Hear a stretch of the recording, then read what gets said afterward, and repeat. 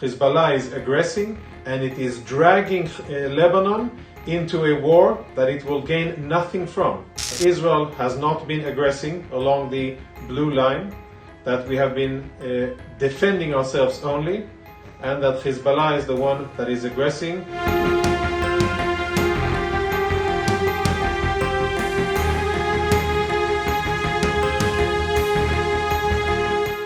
We are 2 weeks and 1 day into this war that has been forced upon us by Hamas in the south.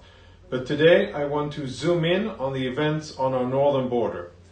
Behind me is a map of the northern border. I'll zoom in a little bit, and I'd like to share a kind of interim summary of the attacks that Hezbollah and other Iranian-backed terrorist organizations have perpetrated against Israel since the beginning of the war with Hamas. I'll go over a little bit about the characteristics of the terrain here, the attacks that we have sustained, some of our responses, and where this might lead to.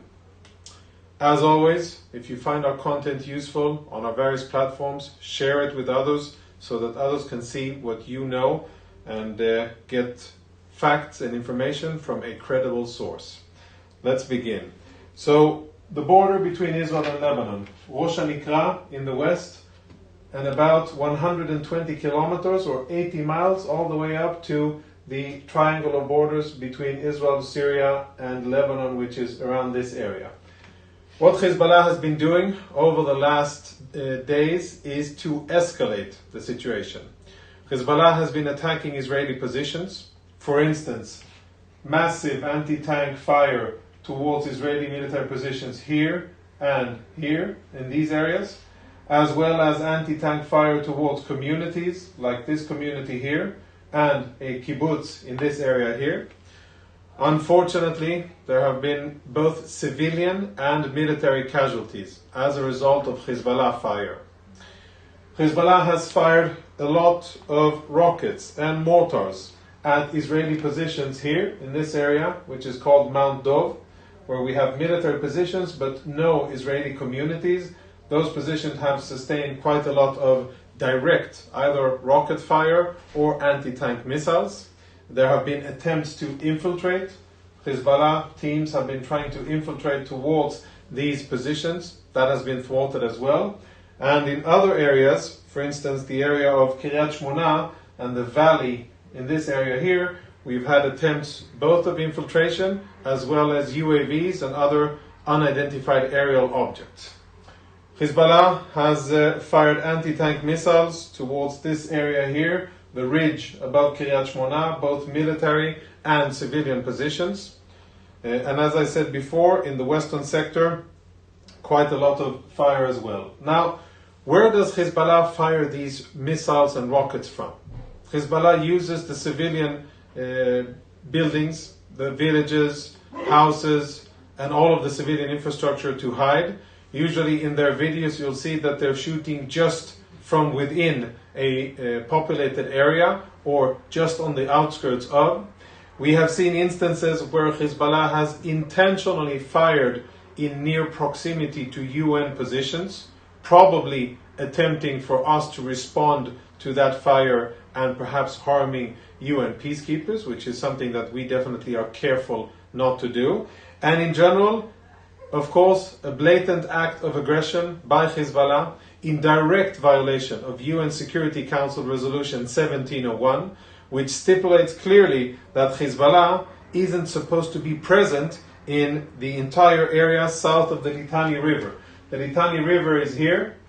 This is the Litani River. So from the Litani River all the way down to the blue line, the border between Israel and Lebanon, this area is supposed to be free from illegal weapons, which is UN language for Hezbollah weapons, and they're not even supposed to be there. But they clearly are.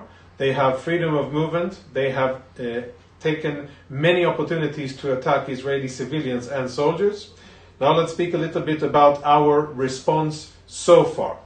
So far, our response has been measured, tactical, and confined to the areas close to the border, the tactical distances from where Hezbollah has been firing these missiles, rockets, and UAVs. That is so far. We have used both tanks, drones, artillery, and infantry, and a few other things, but in essence, those are the weapons that we have been responding. We have struck various Hezbollah infrastructure that they have positioned along the blue line, also in violation of 1701. We have struck positions where Hezbollah was firing from, and we have also struck different Hezbollah squads.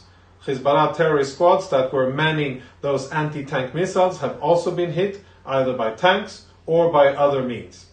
Bottom line is, and this is what you all need to know, Hezbollah is playing a very, very dangerous game. They're escalating the situation. We see more and more attacks every day. In addition, by the way, many rockets have been fired into this area, and we've had rocket alarms in this area as well, and rockets landing in the northwestern Galilee. So Hezbollah has been escalating the situation steadily over the last few days with various types of weapons. We maintain our focus on the south, but extremely important for everybody in Lebanon to ask themselves the question of the price. Is the Lebanese state really willing to jeopardize what is left of Lebanese prosperity and Lebanese sovereignty for the sake of terrorists in Gaza, for the ISIS of Gaza? That's a question that the Lebanese authorities need to ask themselves and answer, because the way it is looking now, Hezbollah is aggressing and it is dragging Lebanon into a war that it will gain nothing from, but stands to lose a lot. And it should be stated and noted in the record that Israel has not been aggressing along the blue line, that we have been defending ourselves only, and that Hezbollah is the one that is aggressing, and of course the state of Lebanon is responsible for everything that happens in its territory. Now, also in the reference for the future, we have taken preventive steps. We have evacuated many of the communities along the northern border, and if that sounds familiar, you've been listening to the news lately speaking about evacuations. Yes, we evacuate civilians, first and foremost our civilians, so that they are not exposed to enemy activity. So those closest to the border have been evacuated, including most of the people in Kiryat Shmona, which is a large city in northern Israel. Just as we evacuated Israelis from communities around the Gaza Strip in order to keep them safe.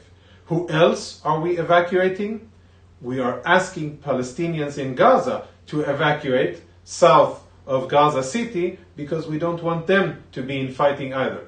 So you see there's a common denominator here. Israel IDF caring first and foremost for our civilians, and also caring about other civilians whom we don't want to be in harm's way.